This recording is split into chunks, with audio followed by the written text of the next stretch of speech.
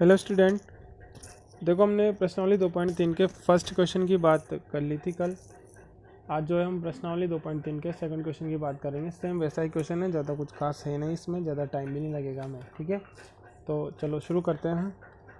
हमें दे रखा है कि 4 की पावर 3/2 जो है उसको ज्ञात कीजिए।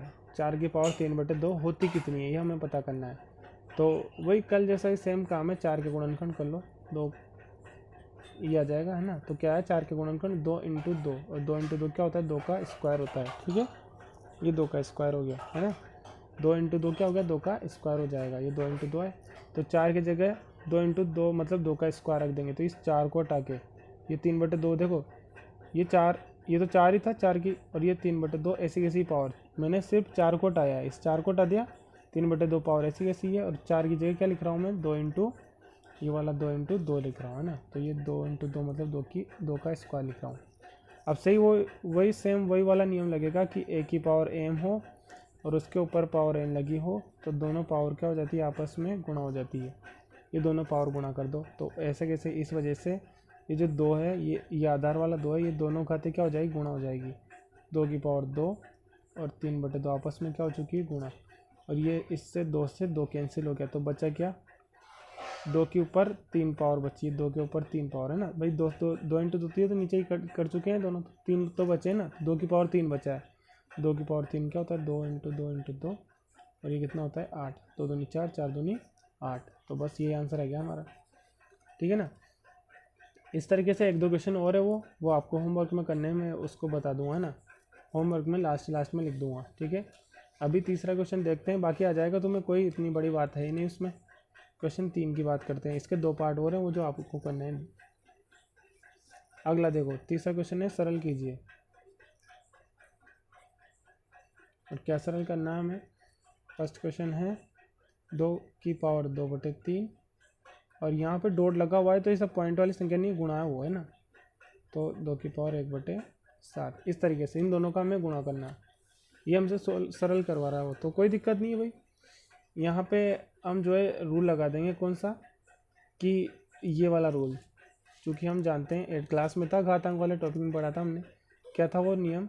चूँकि हम एक बात जानते हैं कि a की पावर अगर m हो, है ना, और उसके गुणा में a की पावर n, अलग पावर, आधार तो सेम होना चाहिए, आधार तो a होना चाहिए, घाते अलग अलग हो तो वो क्या होता है, गुणा में घाते जुड़ जाती है। ये बात बोलता था मैं बार बार, तो गुणा में घाते क्या हो जाती है, जुड़ जाती है। इस तरीके से ये चीज़ अलग है, यहाँ घात के ऊपर घात होती है तो घाते गुणा हो जाती है, और गुणा में आधार समान हो तो गुणा में क्या हो जाती है, घाते जुड़ जाती है। ये देखो, ये आधार समान है a, घाते अलग अलग है, एक पे तो m है और दूसरे पे n है, तो ये घाते क्या हो जाएगी, हमेशा जुड़ जाएगी इस तरीके से।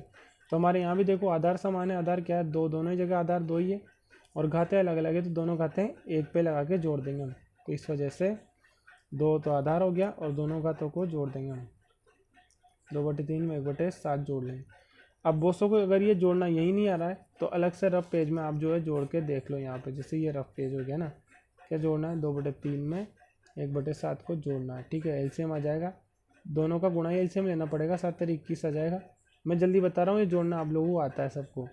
7 बार पाड़ा बोलेंगे, 3 का भाग 21 में 7 बार गया, 7 का ऊपर वाले 2 से गुणा किया, 7 दूनी 14 हो गया। ठीक है, और 7 का भाग जो है 21 में 3 बार जाएगा, और उस 3 का ऊपर वाले 1 से गुणा करेंगे तो 3 ही आएगा। ठीक है, तो 14 और 3 कितना हो गया, ये 17, 17/21। तो ये पावर हो जाएगी 2 की पावर 17/21 हो जाएगी। बस ये सरल कर लिया हमने, है ना। इतना ही आंसर आना है इसका, ये आंसर आ गया 17/21। ठीक है, वो ये दोनों को जोड़ लिया हमने, दोनों पावर को इधर रफ में जोड़ के देख लिया, कितना आया था, 17/21 आया था। तो बस वही हमारा आंसर हो चुका है। तो इसका एक क्वेश्चन और है, वो आप ही को ही करना है, तीसरे का सेकंड पार्ट वो आपको करना है। अब मैं बता रहा हूँ फोर्थ क्वेश्चन इंपॉर्टेंट है, तो उसको आपको अच्छे से देखना है। ठीक है ना, देखो फोर्थ क्वेश्चन बताता हूँ मैं। फोर्थ क्वेश्चन है, x का मान ज्ञात कीजिए।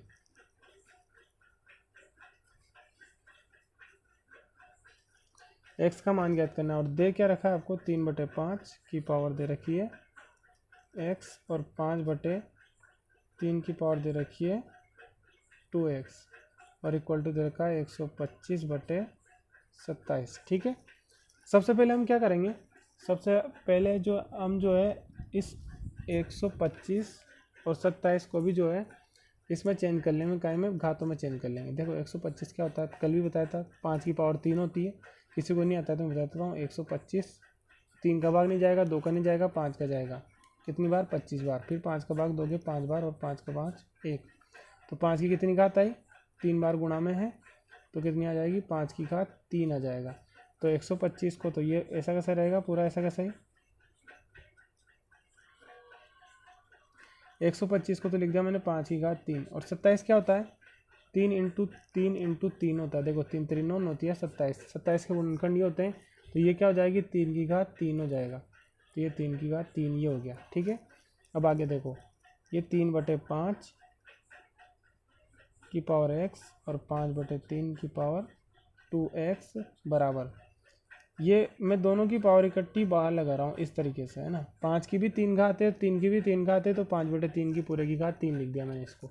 अब आगे देखो, अब देखो बराबर में क्या आ रहा है, 5/3, यहाँ भी 5/3 है, तो हम चाहते हैं कि ये भी 5/3 में ही चेंज हो जाए, ठीक है। तो उसके लिए क्या करेंगे, हम इसको भी 5/3 लिख देंगे। अब उससे फ़र्क क्या पड़ेगा, घात क्या हो जाएगी इसकी, माइनस हो जाएगी। ये कैसे हुआ मैं अभी थोड़ा रफ पेज में समझाऊंगा आपको, अभी एक बार लिख देता हूँ, ठीक है। ये 3 ऐसा कैसा है, तो जैसा कि मैंने बोला था कि रफ में बताता हूँ मैं। देखो इधर एक बार, ये पावर माइनस कैसे हुई, जैसे मान लो 1/2 की घात अगर 3 है, तो अगर आप इसको अंश और हर बदल देते हो, जैसे आपने 2/1 लिख दिया है, तो ये पावर कैसे हो जाएगी, -3 हो जाएगी। बहुत सी बार क्या होता है, आपके कभी ऐसे लिखा होता है 5/7 की पावर -2, आपको घात को प्लस में करना रहता है, बहुत सी बार सवालों में जरूरत पड़ती है। तो आप क्या करते हो, इस घात को प्लस करने के लिए इस संख्या को पलट देते हो ऐसे, तो ये घात क्या हो जाएगी, प्लस हो जाएगी। बस ये रूल याद रखना है आपको कि संख्या के अंश और हर बदलने से ये जो घात होती है उसका चिन्ह बदल जाता है। आपसे अगर इस माइनस, आपको अगर प्लस की दे रखी है, आपसे कोई बोले कि माइनस की पावर में चेंज करो, तो आपको इस संख्या को पलट देना है, माइनस की हो जाएगी, ठीक है ना। तो संख्या के अंश और हर बदलने से पावर क्या हो जाती है, पावर का चिन्ह बदल जाता है, ये आपको ध्यान रखना है बस। तो यहाँ में एक ही आधार बनाने के लिए हमने क्या किया, इसके अंश और हर को बदल दिया, जिससे ये पावर माइनस होगी। अब देखो वही वाला रूल लग रहा है यहाँ पे, कौन सा वाला, कि a की घात m फिर बीच में गुणा, यहाँ कुछ भी चिन्ह नहीं आ रहा है। देखो ये गुणा का साइन है सब जगह, ब्रैकेट गुणा है क्योंकि ये है ना, ये गुणा ऐसा नहीं कि मैं भूल गया हूँ, सवाल में भी नहीं दिया है, ये आपस में गुणा में ही माने जाएंगे अगर कोई चिन्ह नहीं है तो। a की घात m इंटू a की घात n, गुणा में आधार समान हो तो गुणा में घातें क्या हो जाती है, जुड़ जाती है। इस तरीके से ये वाला रूल लगाएंगे हम। देखो आधार समान तो दोनों घातें क्या हो जाएगी, जुड़ जाएगी। तो जोड़ लेते हैं, देखो 5/3 ही है आधार, तो दोनों जगह, यहाँ भी 5/3 है आधार, यहाँ भी 5/3 है।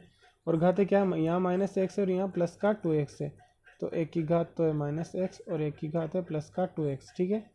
और ये बराबर वाला 5/3 अभी ऐसा कैसा ही रहने दो, ठीक है।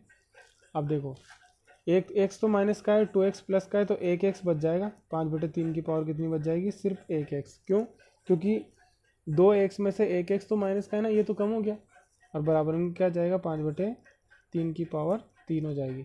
देखो एक रूल आपको ये भी ध्यान रखना है, जो 8 क्लास में पढ़ा था हमने, कि बीच में बराबर का साइन हो, तो इधर a की पावर x हो और इधर x की पावर 2 हो, तो जब आधार समान हो, बीच में बराबर हो, तो घातें भी क्या होती है, समान होती है। तो आप यहाँ पे ऐसे लिख देते हो x बराबर भी 2 होगा।